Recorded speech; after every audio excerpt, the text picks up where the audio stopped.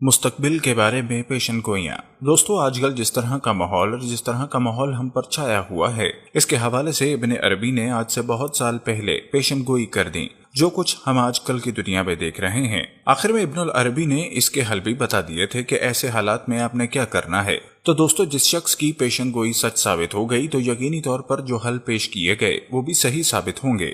دنیا کے عدد میں 3 سفر نامے عالم بالا کی خبر لاتے ہیں۔ یہ سفر عالم حیرت کے ہیں اور روحانی تجربات سے بھرے پڑے ہیں۔ ان سے آخری علامہ اقبال کا جاوید نامہ ہے، اس سے پہلے دانتے کی ڈیوائن کامیڈی، اور اسی طرز تحریر کے معنی محی الدین ابن عربی کی فتوحات مکہ ہے۔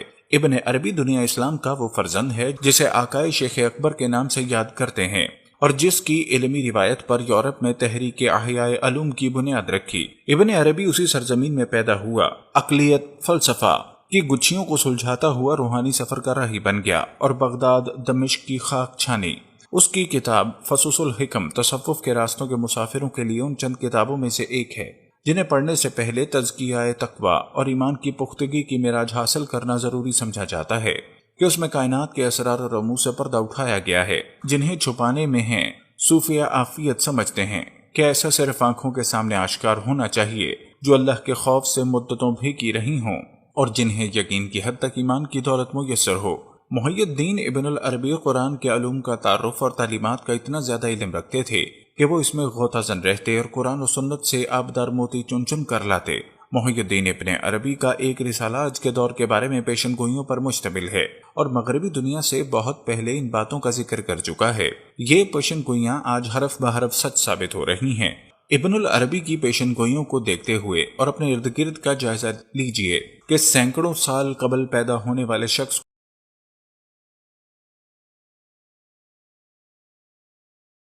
سے حالت بدتر ہے اور محکوم ہو تو حاکم قابل رشک اور حسد بنا ہوا ہے۔ تم اس کا مطلب نہیں سمجھتے۔ قرب قیامت میں ایسے دن آئیں گے کہ مشرق والے مغرب کی تعریف کریں گے اور اس کی خوبیوں پر فریفتہ ہوں گے اور مغرب والے مشرق کے محاسن پر شیفتہ ہوں گے۔ دولت مند مفلسوں کو بہتر سمجھیں گے اور مفلس دولت مندوں کو حسرت سے دیکھیں گے۔ غرض ایک دوسرے کو دیکھ کر حسد کی آگ میں جلتے ہوں گے۔ لوگ اپنے اندر کی خوشیوں اور خوبیوں کو بھول جائیں گے۔ اس دور میں خوشی شراب کے عوض خریدی جائے گی۔ انسان کو قدر اطمینان اور سکون صرف نیند کی نیم بے ہوشی میں میسر آ سکے گا۔ اس زمانے میں عورتیں مردوں کے مراتب عقل و ہنر سے بڑھ جائیں گی اور مردوں کی مردانگی فقط رسمی رہ جائے گی۔ چاندی اور سونے کی قدر گھٹ جائے گی اور لوہے کی قدر بڑھ جائے گی۔ چاندی اور سونے کی ہم شکل دھاتے نکل آئیں گے اور ان کی اشیاء کا گھر میں رواج ہوگا۔ آخرت کے راستوں سے بے پرواہی ہوگی اور شہروں کے راستے بہت خوبصورت بنائے جائیں گے۔ بازاروں میں بیٹھ کر کھانا فخر سمجھا جائے گا۔ تم کھانا کھانے کے لیے بھی لوہے کے ہاتھ پاؤ گے۔ تمہارے دسترخوان سینے کے پاس چلے آئیں گے۔ لباس دامن بریدہ بنایا جائے گا اور اس میں اتنی زیادہ قسمیں ہوں گی کہ آج ان کا خیال آنا بھی دشوار ہے۔ ماں باپ کی عزت مثل ایک دوست کی ہوگی اور بیویوں کو سجدہ کیا جائے گا۔ مذہب کا نام لے کر حکومت کی جائے گی لیکن صحیح معنوں میں مذہب کی پابندی نہ ہوگی۔ استادوں کی حرمت چھن جائے گی۔ تمہاری جوتیاں زمین کی پشت ٹھکرانے والی اور چلنے میں تم کو مغرور بنانے والی ہوں گی۔ تم جوتوں کے آگے سر جھکاؤ گے اور اماموں کو پامال کرو گے۔ بازاروں میں تم دیکھو گے کہ رات کے وقت سورج سوا نیزے پر نظر آتا ہے۔ یہ سورج جگہ جگہ ہوں گے اور تم کو روشنی دیں گے، مگر اس وقت تمہاری بصارت اور بصیرت میں خلل پڑ جائے گا۔ خیرات لینے اور دینے کے نئے نئے ڈھنگ نکل آئیں گے۔ نفسا نفسی کی پکار ہوگی۔ کوئی کسی کے نیک اور بد سے سروکار نہیں رکھے گا۔ خدا کے نام کے بغیر کتاب لکھی جائے گی۔ تمہارا لکھنا بھی لوہے کا محتاج ہوگا اور تمہاری کتابیں بھی لوہے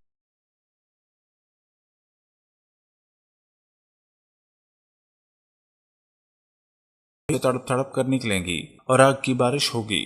اس بارش میں آگ کے بھاری بھاری اولے ہوں گے جو آدمیوں کو دم بھر میں تباہ و برباد کر دیں گے۔ غور سے سنو، ایک ایسا وقت آنے والا ہے کہ وہ اپنے بچوں کو اپنے ہاتھوں سے ذبح کریں گے۔ تمہاری عورتیں ہتھیار باندھ کر میدان میں جائیں گی۔ اس دن ہر باشندے کو جنگ کا بلاوا آئے گا۔ یہ جنگ دین اور ملک کے لیے نہ ہوگی بلکہ خدا کا قہر ہوگی جو بندوں پر نازل ہوگا۔ اس دن کسی خون کے قطرے میں عدل و انصاف کی بوند نہ ہوگی۔ اس دن زمین میں تمہاری لاشوں کو اپنے اندر نہ آنے دے گی۔ وہ بڑا ہولناک زمانہ ہے۔ تم اگر اس زمانے میں موجود ہو تو ہر وقت اللہ سے توبہ کرو۔ خدا کے حضور سجدے میں گر کر پناہ مانگو۔ خدا تم کو اس تباہی سے بچا سکتا ہے۔ خدا کے نیک بندوں کو اس وقت تک گھبرانا نہیں چاہیے جب تک وہ اپنے خالق کا دامن تھام لے اور وہ ان کو عافیت دے دے۔ قیامت سے پہلے وقت ایسا آئے گا کہ عرب قبائل کی طرح جہالت تمام دنیا میں پھیل جائے گی، تیل اور خون اور کئی بنا پر لڑائیاں ہوں گی۔ نیک اور عقل مند چاہیں گے کہ بے وقوفی کی ضد ختم ہو جائے، بادشاہوں کے محل سرنگوں ہو جائیں گے، دولت مندوں کے گھروں میں فاقہ کشی ہونے لگے گی، عورتوں بچوں کی لاشیں جنگلوں میں پڑی سڑ رہی ہوں گی۔ اس جنگ کے بعد کوئی شخص بادشاہوں کی بات نہ مانے گا اور گھر گھر اپنی حکومت ہوگی۔ ابن عربی کی بصیرت میں لکھی گئی پیشن گوئیوں سے عام آدمی حیران رہ جاتا ہے، لیکن اگر کوئی علم کے سمندر میں اترنے کی کوشش کرے، جو کہ صادق حضرت محمد صلی اللہ علیہ وسلم نے دنیا تک کے انسانوں کے لیے عطا کیا ہے، تو آج کے دور کے فتنہ و فساد اور قتل و غارت گری اور بے چینی اور بے سکونی کے تحت پہنچنے اور ان سب کے اسباب تلاش کرنے کی ضرورت باقی نہیں رہتی۔ آپ نے سب کچھ کھول کر بتا دیا۔